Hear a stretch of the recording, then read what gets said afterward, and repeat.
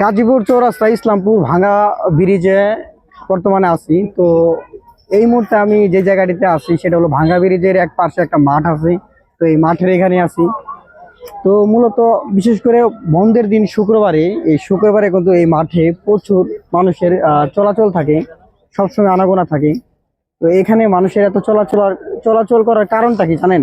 এখানে মানুষের সবসময় যাতায়াত করার একটা কারণ হলো এই জায়গাটা অনেকটা ফাঁকা, এবং কি বিশেষ করে শুক্রবারের দিন আমরা যারা মনে করেন চাকরিজীবী, বিশেষ করে যারা চাকরিজীবী ব্যবসায়িক লোক, এরা এখানে আসে।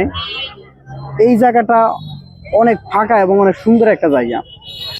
তো এই জায়গাতে বিশেষ করে যারা ঘুরতে আসে তাদের জন্য একটা ভালো একটা জায়গা। আশেপাশে যারা চাকরি করে তাদের জন্য আরো বেশি ভালো জায়গা, কারণ তারা কিন্তু দূরে কোথাও ঘুরতে যেতে পারে না, কারণ তাদের কাছে অফিসিয়ালি কোনো ছুটি নাই যে তাদেরকে 4 দিন কিংবা 5 দিন ছুটি দেবে এবং কি তারা ওই জায়গাটাতে ঘুরবে। তো এই জায়গাটা তারা সহজে আসতে পারে এবং কি এই জায়গাটা অনেকটা সুন্দর। এবং এই জায়গায় কিন্তু দেখেন একটা সুন্দর একটা পরিবেশ। সর্বোপরি এখানে মনে করেন বিভিন্ন ধরনের দোকানও আছে। তো এখানে বেসকিন চলতেছে ভালোই, কিন্তু বেসকিন ভালো চললেও ব্যবসায়ীদের যে বর্তমান অবস্থা জিজ্ঞেস করলাম, আজকে তেমন বেসকিন নাই। মানে খুবই নাজেহাল অবস্থা, মাঝে মধ্যে বেসকিন হয়।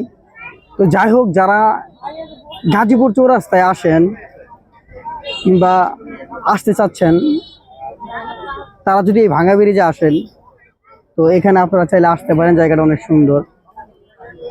তো এই জায়গার সৌন্দর্যটা আপনারা উপভোগ করতে পারবেন যদি আপনারা আসেন, না আসলে তো উপভোগ করতে পারবেন না। তো আসলে এই ব্লগটা আমি করতে চাচ্ছিলাম না, তারপরে ব্লগটা করলাম, ছোট্ট একটা ব্লগ। যদি ভালো লাগে অবশ্যই শেয়ার করে দেবেন।